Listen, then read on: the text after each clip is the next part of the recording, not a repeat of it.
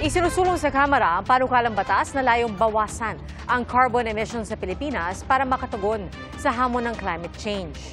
Saksi si EJ Gomez.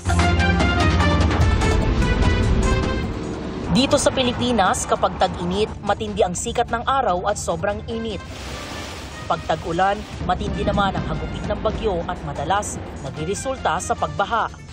Sabi ng mga eksperto, hindi maikakaila na epekto ng climate change ang patuloy na pag-init ng mundo na isa sa mga dahilan ay ang lumalalang carbon emissions. Usok na nagmumula halimbawa sa mga pabrika, sasakyan at paninigarilyo.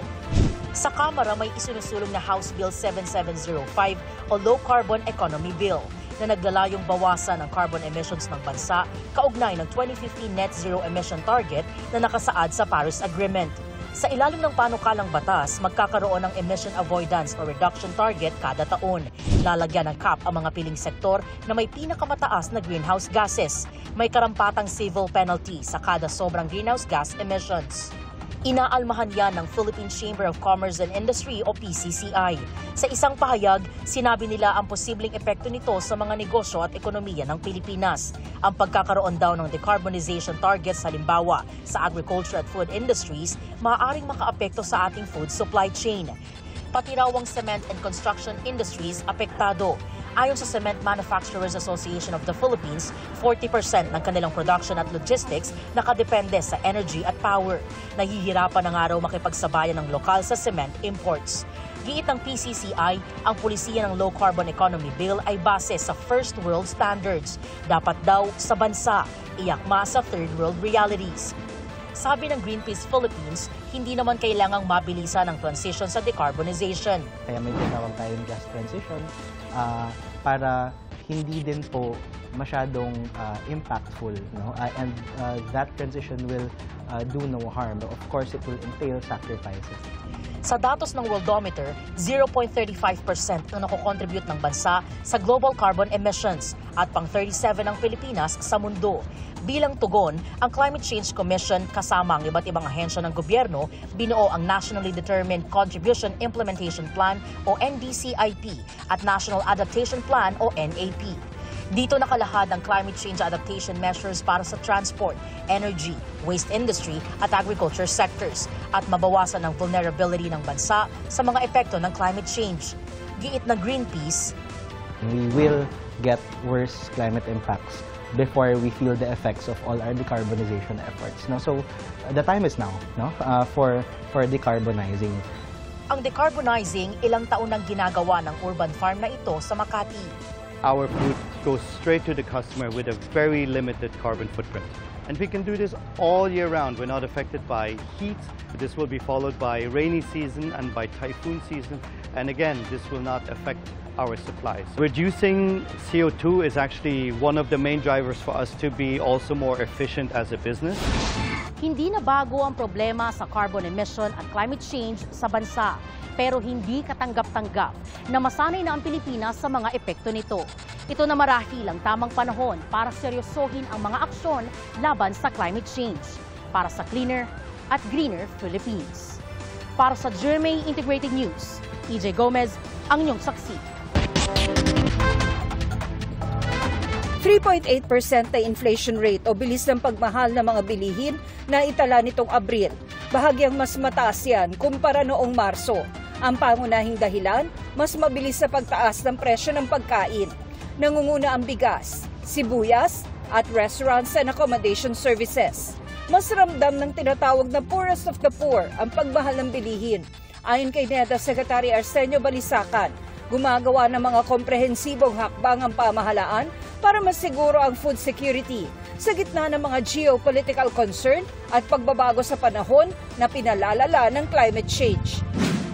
Panukalang pag-amyenda sa Rice Tarification Law para muling payagan ng NFA na magbenta ng bigas sa mga palengke, aprobado na ng House Committee on Agriculture and Food. Kasama sa mga amyenda, napapayagan mag-angkat ng bigas ang NFA sa piling mga pagkakataon. Tinalakay rin ang panukala sa House Committee on Ways and Means kung saan dinagdag ang amendment para bigyan ng kapangyarihan ng NFA na mag-regulate ng foreign investments sa rice at corn industries ng bansa. Daraan din ito sa House Committee on Appropriations. Tingin ng ilang kongresista, baka mahirapang makalusot ang panukala sa Senado dahil sa ilang kontrobersiyang sangkot ang NFA. Wala pang pahayag tungkol dito ang liderato ng Senado. 3 Koreanong wanted sa kanilang bansa at nasa Interpol Red Notice list, arestado sa Talisay City, Cebu. Ayon sa Bureau of Immigration, sangkot umano ang 3 sa paggamit ng mga tracking device at surveillance camera para makapagnakaw. Nakakulong na ang 3 sa bikutan. Wala pa silang pahayag. Para sa GMA Integrated News, ako si Tina Panganiban Perez, ang inyong saksi. Inakusahan ni dating Senador Antonio Trillanes Deport ang kampo ng mga Duterte na aktibo sa umunoy destabilization plot laban kay Pangulong Bongbong Marcos. Sa gitna ng impormasyong maglalabas sa umuno ng arrest warrant ang ICC kaugnay ng Duterte drug war.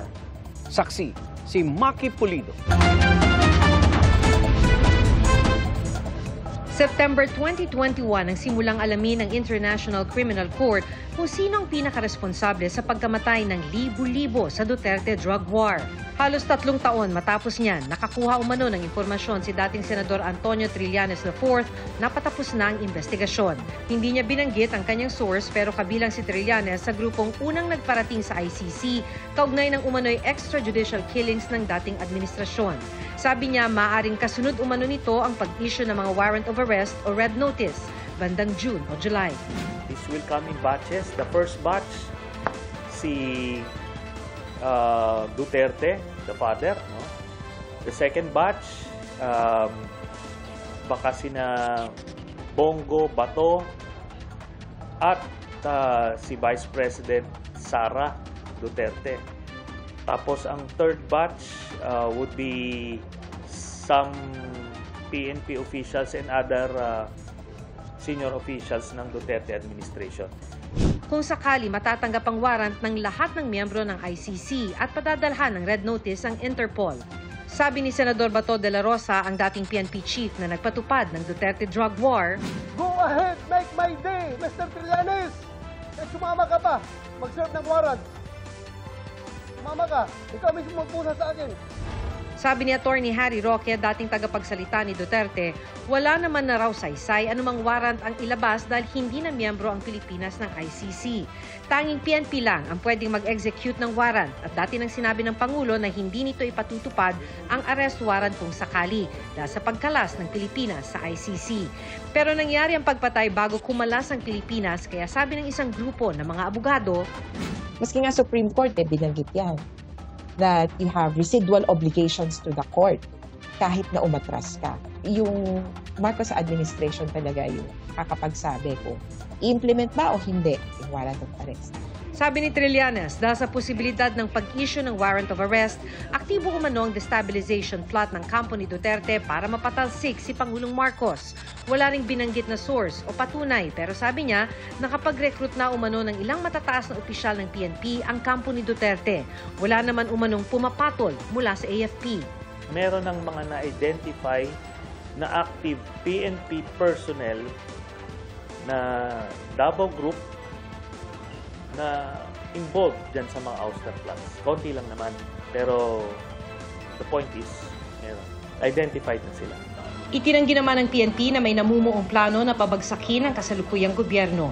Wala raw namomonitor ang kanilang intelligence units na destabilization plot mula sa mga active at retired officer ng PNP. Ang pakiusap lang po natin kay kagalang-galang na dating Senador Trillanes sa please spare the PNP. Dito po sa mga issue po na ito. Mananatili raw apolitical ang PNP.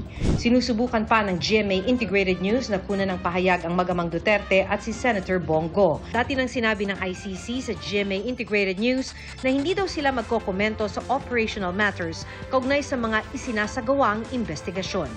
Para sa GMA Integrated News, ako si Maki Pulido, ang inyong saksi. Mga kapuso, sama-sama tayong maging saksi. Mag-subscribe sa GMA Integrated News sa YouTube at para sa mga kapuso abroad, samahan niyo kami sa GMA Pinoy TV at sa www.gmanews.tv.